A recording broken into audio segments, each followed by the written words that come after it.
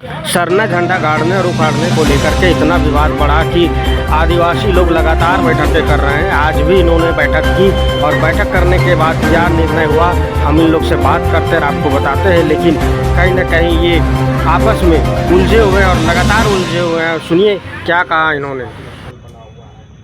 और सरना झंडा भी लगा हुआ था पूरे चारों तरफ, उखाड़ने का आप लोग काम किए, उसी को लेकर के बवाल मचा हुआ है। आज का जो निर्णय है वो किस प्रकार हुआ और क्या कारगर होगा आगे, खास करके सरना झंडा को लेकर? देखिए, सबसे पहली बात तो ये है कि ये झंडा हम लोगों ने नहीं उखाड़ा है। जिन्होंने भी उखाड़ा है वो सरना झंडा और अपने सरना धर्म संस्कृति से बहुत प्रेम करते हैं। लालपुर सरना समिति के लोगों ने आवेदन कई संगठनों को दिया था, धार्मिक संगठनों को, सामाजिक संगठनों को दिया था। उसी के तहत निशा भगत और जो भी बच्चियां थी, महिलाएं थी, कुछ पुरुष भी थे, सारे लोग आए और झंडा को उखाड़े। एक चीज़ आप वीडियो में देखिएगा कि झंडा को ससम्मान उन लोगों ने उतारा है। कितना गंदगी होने के बावजूद, वहाँ कितना लैट्रिन होने के बावजूद उन लोगों ने पूरे सम्मान के साथ धरती माँ को प्रणाम करके और तब उन लोगों ने झंडा को उतारा है। झंडा को ज़मीन में टच तक नहीं होने दिया है, पुराना झंडा होने के बावजूद। दूसरी बात मैं कहना चाहूँगी कि गोरेटो की जो बात आ रही है, तो वहाँ जितने लोग भी रहते हैं वो ईसाई धर्म को मानने वाले लोग हैं। गोरेटो बनाना उनका अधिकार है। हम उनके धर्म पर या उनके अधिकार पर हम सवाल नहीं खड़ा कर सकते। जहाँ भी ईसाई समुदाय के लोग रहते हैं, चर्च बनाते हैं, गोरेटो बनाते हैं, वो उनकी पहचान है, उनकी आस्था है।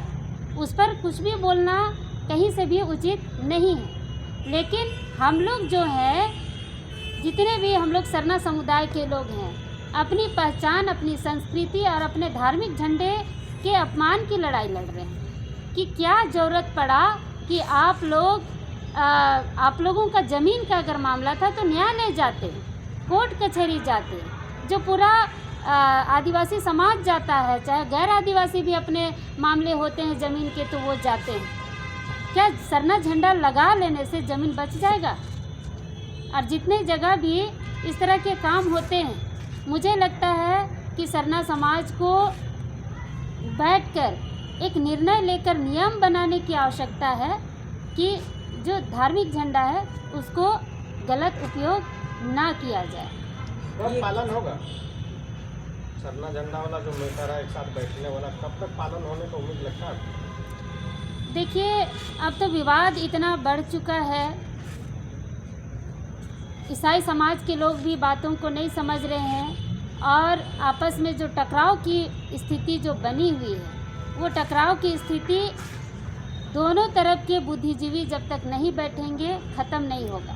हम लोग लगातार देख रहे सोशल मीडिया पर, फेसबुक पर कि एक दूसरे पर आरोप प्रत्यारोप लगाए जा रहे हैं। मेरा भी जहाँ तहाँ से फ़ोटो निकाल कर कि ये ज़मीन माफिया है, भू माफिया है, दलाल है, इस तरह की बातें की जा रही हैं। लेकिन मैं एक चीज़ कहना चाहूँगी कि जहाँ मैं सच की लड़ाई लड़ती हूँ वहाँ मुझे कोई कुछ भी बोले, मुझे कोई फ़र्क नहीं पड़ता है, क्योंकि जहाँ सच होता है मैं वहीं खड़ी रहती हूँ। आज उस ज़मीन पर और एक दावेदार निकल के आ गए, जिस तरह का खतियान उन लोगों ने दिखलाया था, नंदलाल मुंडा वल्द बुधू मुंडा। और जब उसकी जांच हम लोग करते हैं तो उसी लालपुर मौजा के एक मुंडा परिवार का वो खतियान है। और उस खतियान का तेरीज के बल पर वो दिखा कर बोल रहे हैं कि ये जायसवाल का नहीं, ये मुंडाओं का है। तो मुंडा अगर वहाँ पर खड़ा होते हैं, यही सरना समाज, यही आदिवासी समाज उनके लिए खड़ा होगा लड़ने के लिए। ये गंभीर आरोप जो लग रहे हैं पैसे का लेन देन, कि आपने पैसा लेकर के झंडा को उखाड़ा है, कहाँ तक सच्चाई है और क्या वास्तविकता क्या है इसमें? देखिए, जो पैसे का आरोप की बात जहाँ तक हो रही है, हम जब सिरमटोली सरना स्थल की लड़ाई लड़ रहे थे, सिरमटोली सरना स्थल तो सारे आदिवासी सरना समाज का है। जब उस समय भी हम लोग लड़ रहे थे आक्रोशित थे, सड़कों पर आंदोलन कर रहे थे। तो उस समय लेकिन भी तो आप दूसरे लोग पर लोगों ने आरोप क्या कहा कि ये लोग भाजपा से पैसा लेकर काम कर रहे हैं, आंदोलन कर रहे हैं, विरोध कर रहे हैं, सरकार को बदनाम कर रहे हैं। हम लोग अपनी मांग रख रहे थे। तो ये आरोप हर बार हम लोगों के ऊपर लगेगा, क्योंकि जो सामने वाले हैं खुद उनकी नीयत ऐसी है कि वो पैसा लेकर काम करते हैं।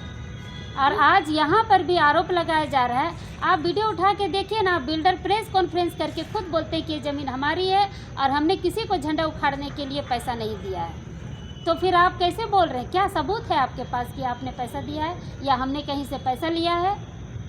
एक और अभी आपने बोला कि खतियान कभी मरता नहीं है, नाम कभी मरता नहीं है। अगर इतिहास देखा जाए तो मंदरा बूढ़ा ही पूरे राजा थे, महाराजा थे, उसी से आपका सहदेव परिवार भी बने, ठीक है। तो फिर आप उस खतियान को लेकर के एक नया विवाद नहीं ला रहे हैं? देखिए, खतियान को ओपन उन्हीं लोगों ने किया है जो वहाँ अभी उस ज़मीन पर रह रहे हैं। उन्हीं लोगों ने वो खतियान लोगों को दिखाया कि ये ज़मीन मुंडाओं की है, ये ज़मीन मुंडाओं की है। और वो खतियान भी नहीं, वो तेरीज है और उसमें लगभग 153 या 57 एकड़ ज़मीन है, जो हमको ठीक से याद नहीं आ रहा है, लेकिन यही लगभग में है। और उसमें कहीं प्लॉट का जिक्र नहीं। तो उसकी जांच पड़ताल हम लोग कर रहे हैं। जिस दिन रिकॉर्ड रूम से प्लॉट निकल जाएगा और वो प्लॉट सही में वो ज़मीन में निकला, तो हम लोग खुद उस ज़मीन को बचाने के लिए, मुंडा परिवार को देने के लिए हम लोग लड़ेंगे। इसलिए कि जो भी जो मैडम जो अपना कह रही हैं कि ये ज़मीन मुंडा परिवार मतलब हमारी है, तो वो कई वर्षों से हमारे साथ सामाजिक कार्यों में रहती है, हमारे साथ संगठन में काम की है, लेकिन आज तक उन्होंने एक बार भी नहीं बताया कि ये ज़मीन हमारी है। जब वो उस बैठक में गई और लोगों ने वो टेरिस दिखाया, तब वो घर आकर जब अपने खतियान से मिलान करती है, तब देखती है कि अरे ये तो मेरे ही पूर्वज का नाम है। आप बताइए कि वहाँ रह रहे जो ईसाई समुदाय के लोग हैं, जायसवाल और मुंडा परिवार के बीच तो फंस रहे हैं। लेकिन यहाँ पर है कि आपको अगर न्याय चाहिए तो आप न्यायालय जाइएगा, कि इस तरह से झंडा गाड़कर आप समाज को भी अपमानित कीजिएगा, झंडा को भी अपमानित कीजिएगा और यहाँ पर विवाद उत्पन्न करिएगा। तो ये सारा खेल रचा हुआ वहाँ रह रहे जो ईसाई समुदाय के लोग हैं उनका किया धरा है। आप मानते हैं ना कि मुंडा का ही सारे खतियान है, उसके बाद CNT एक्ट आने से पहले ही ये जायसवाल परिवार के पास से है? देखिए, जायसवाल परिवार का भी पेपर मैंने देखा है, और क्योंकि जब मेरे पास आया था तो पेपर लेकर आए हुए थे ईसाई परिवार के लोग, तो उस समय मेरे पास पेपर हम देखे। उसमें एक चीज़ हम देखे कि वो जायसवाल का भी नहीं है वो ज़मीन। जायसवाल तो उस ज़मीन को खरीदे हैं डीड के माध्यम से। वो ज़मीन MS खतियान के माध्यम से, MS खतियान में साहू, कोई शिव नारायण साहू के नाम से चढ़ा हुआ है MS में, और MS खतियान से ही जो जायसवाल परिवार है उसको डीड के माध्यम से खरीदे हैं, और डीड के बाद से ही इन लोगों का अपना चल रहा है। अब सच्चाई क्या है ये तो कोर्ट बताएगा, हम और आप तो नहीं बता सकते हैं। अगर दावा करेंगे तो मुंडा परिवार भी दावा करेंगे, जायसवाल भी न्यायालय में दावा करेंगे, जिनके फेवर में आएगा उनकी ज़मीन होगी। इसमें आदिवासी समाज उग्र होंगे या कानून को मानेंगे? नहीं, अगर कोर्ट न्यायालय अगर दे देती है तो हम लोग जिनके पक्ष में देगी हम लोग उसको मानने के, क्योंकि न्यायालय का सम्मान तो हर किसी को करना पड़ेगा, उसके लिए उग्र होने की कोई बात ही नहीं है। मैं कुंद्रा सिंह मुंडा, समाज से। आज जो डिक्शनरी पुल का जो मामला बताया जा रहा है सरना झंडा का, उसी को लेकर आज बैठक आहूत की गई थी, क्योंकि देखा जा रहा है कि एक गुट है जो अजय तिर्की और माननीय जो राजेश कच्छप जी का जो बयान आया है, हमारा सरना झंडा का उपयोग कोई भी धर्म के लोग लगा सकते हैं, हिंदू मुसलमान सिख ईसाई जो भी, तो हमारा धर्म का अपमान कर रहे हैं। इस तरह की बयानबाजी से सरना धर्म के लोग, सरना धर्मावलंबी लोग आक्रोशित है, और वो चाहते हैं कि ये जो 100 घोषित अजय तिर्की है अध्यक्ष और ये माननीय राजेश कच्छप जी है, माफ़ी मांगे समाज से, 48 घंटा का मौका देते हैं, माफ़ी मांगे। और जो ईसाई समुदाय ने जो झंडा लगाया था, सही मायने में वो पाहन पुजार से नहीं लगाया गया था झंडा, और गलत जगह पे झंडा लगाया गया था। जो लोग उखाड़ दिए उस झंडा को, तो उखाड़ दिए तो उनको लगा कि मेरा आस्था का विषय है, अपने धर्म से वो आस्था रखते हैं, तो वो उस झंडा को उखाड़ दिए।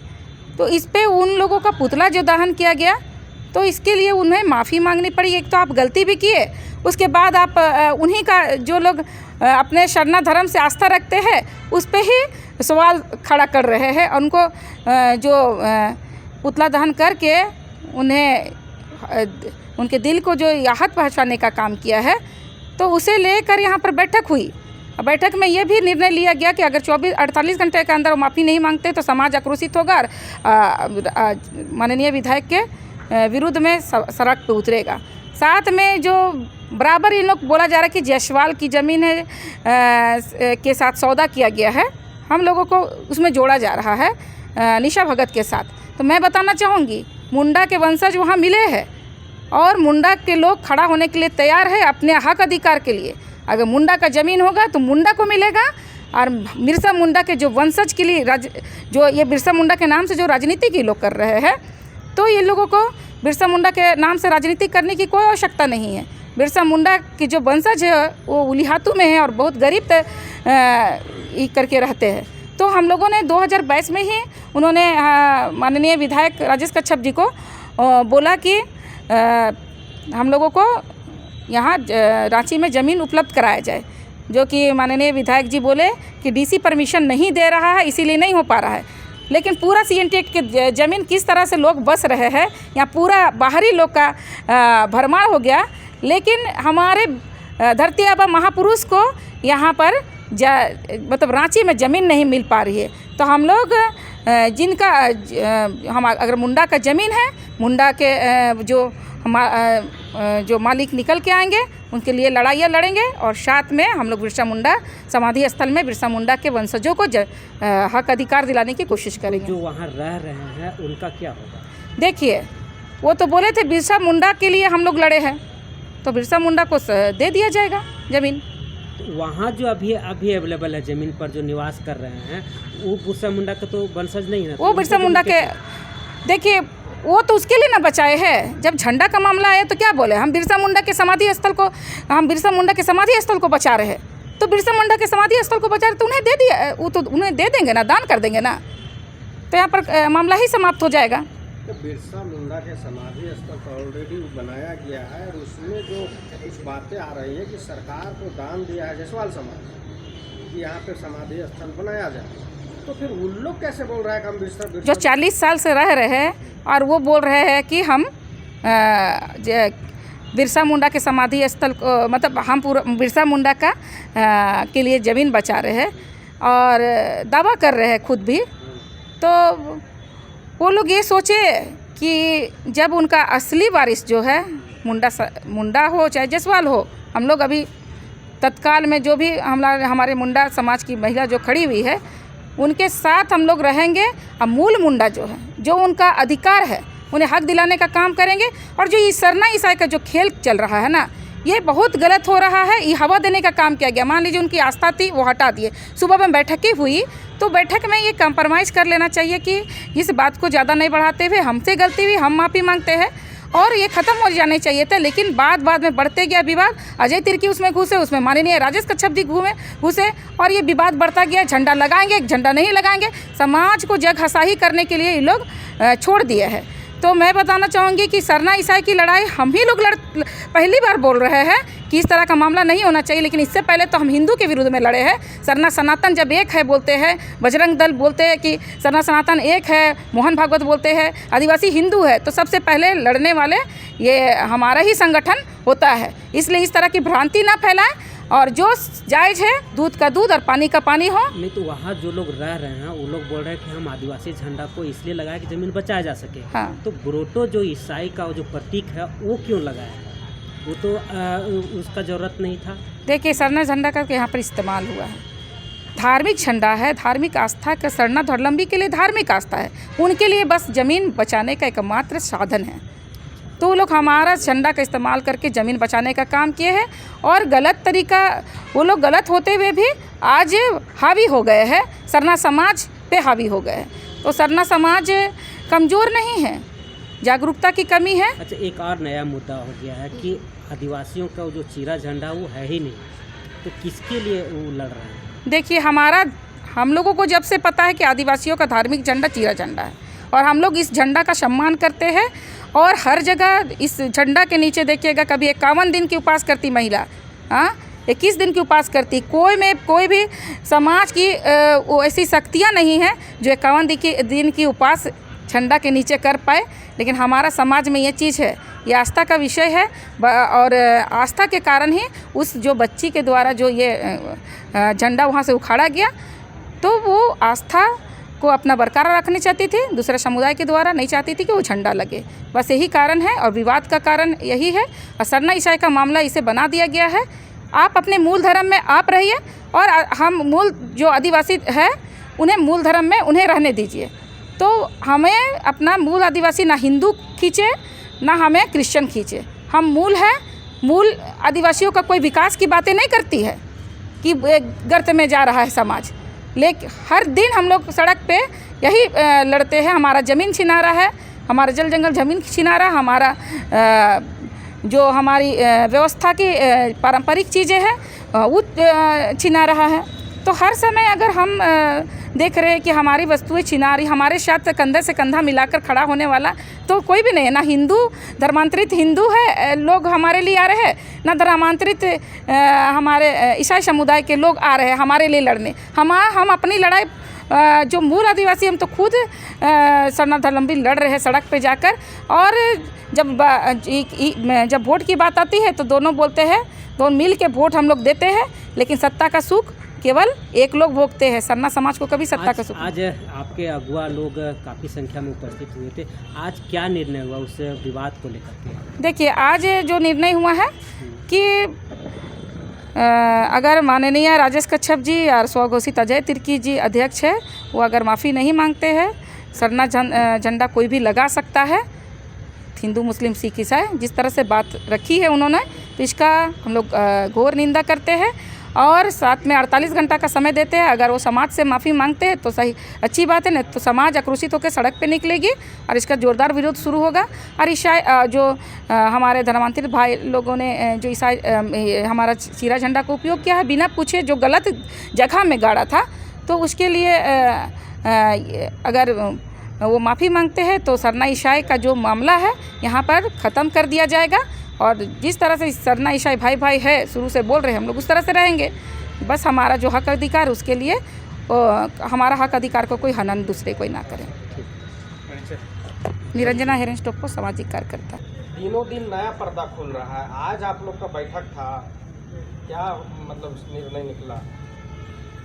आज जो है हम लोग सरना झंडा का अपमान जो हो रहा है धर्मांतरित ईसाइयों के द्वारा, उसको लेकर आज हम लोग बैठक रखे थे कि किस तरह से हमारे जो आस्था से धर्मांतरित ईसाई लोग खिलवाड़ कर रहे हैं।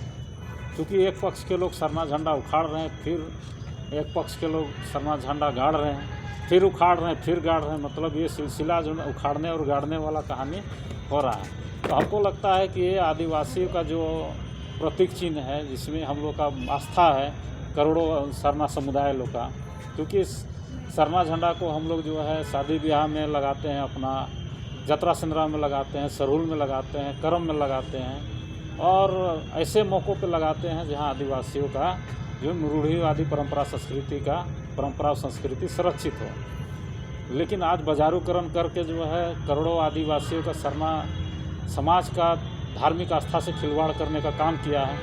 चूँकि मैं केंद्रीय सरना समिति केंद्रीय अध्यक्ष फूलचंद तिर्की हूँ और इसमें मेरा काम होता है कि आदिवासियों के धार्मिक सामाजिक जो परंपरा संस्कृति को संरक्षित करना, उसको देखरेख करना।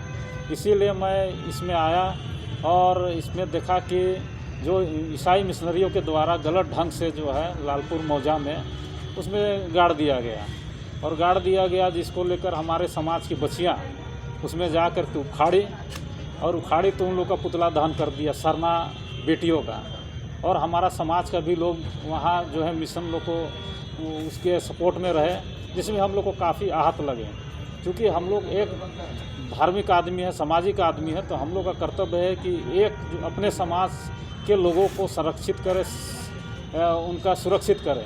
लेकिन देख रहे हैं कि अपने जो आदिवासी जो है धर्मांतरित आदिवासी जो हम रूढ़िवादी परंपरा संस्कृति को छोड़ चुके हैं, और हमारी जो बच्चियां हैं जो रूढ़िवादी परंपरा संस्कृति को मानते हैं, जो सरहुल मानते हैं, कर्मा मानते हैं और विभिन्न प्रकार के जतरा सिंदरा में खेलते हैं, ऐसे लोगों का पुतला दहन होता है और बहुत बुरी तरह से उनके पुतले को चप्पल से मारा जाता है, उनको खूंदा जाता है। तो दिल में काफ़ी आहत लगा, जिसको लेकर के आज हम लोग प्रेस कॉन्फ्रेंस कर रहे हैं कि सरना झंडा का जो है दुरुपयोग ना हो, और होता है तो ऐसे लोगों को हम लोग कड़ी कार्रवाई करने का काम करेंगे। फुलचंद तिर्की, केंद्रीय सरना समिति केंद्रीय अध्यक्ष।